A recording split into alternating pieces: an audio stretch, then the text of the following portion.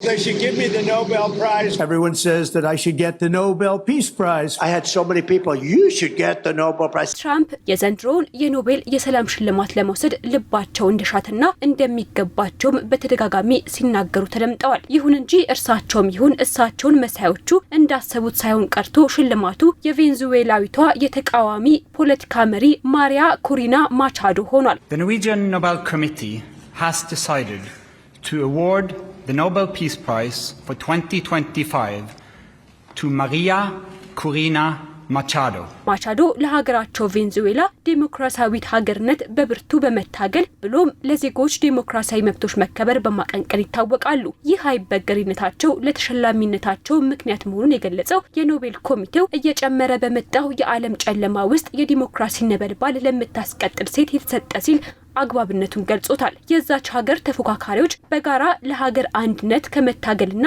ሰርክ ከስልጣን ይልቀቁ ሲሉ የሚጎተጉቷቸውን የሀገሪቱን ፕሬዝዳንት ኒኮላስ ማዱሮን እንደሚፈልጉት ከስልጣን ከማስነሳት ይልቅ በመከፋፈልና በእርስ በርስ ሽኩቻ ለበርካታ ዓመታት ቆይተዋል። ማቻዶ በዚህ ረገድ የተለየ እይታ አላቸው። ለተመሳሳይ ዓላማ በትብብር መስራት፣ በዚህም በ2024ቱ ፕሬዝዳንታዊ ምርጫ እነኚህን ኃይሎች ወደ አንድ ማምጣት ችለዋል። በርካታ ደጋፊዎችንም አፍርተዋል።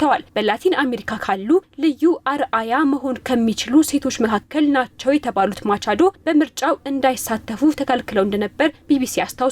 በምርጫው ሰፊ የማሸነፍ እድል እንደነበራቸው ያስታወሰው የቢቢሲ ዘገባ በፕሬዝዳንት ኒኮላስ ማዱሮ እንቢተኝነት መሆን የነበረበት ሳይሆን ቀርቷል። ውጤቱን ተከትሎ ለተቃውሞ የተደረገው ሰልፍ ላይ በመሳተፋቸው ለአጭር ጊዜም ቢሆን እስከ መታሰርም ደርሰዋል። ይህን የማቻዶ ትግልና አጠቃላይ በሀገሪቱ እየሆነ ያለውን ሁሉ እየታዘበ የነበረው ዓለምም የወቅቱን ምርጫ ኢፍትሃዊ ሲለው ማቻዶን ለአሁኑ የኖቤል የሰላም ሽልማት አሸናፊ የሚያደርጋቸውን ጥንካሬዎች ሲመዘግብ ቆይቷል። እናም በስተመጨረሻ የ58 ዓመቷ ማቻዶ ጥረታቸው ፍሬ አፍርቶ የ2025ቱ የዓለም የኖቤል የሰላም ሽልማት ተሸላሚ ለመሆን በቅተዋል።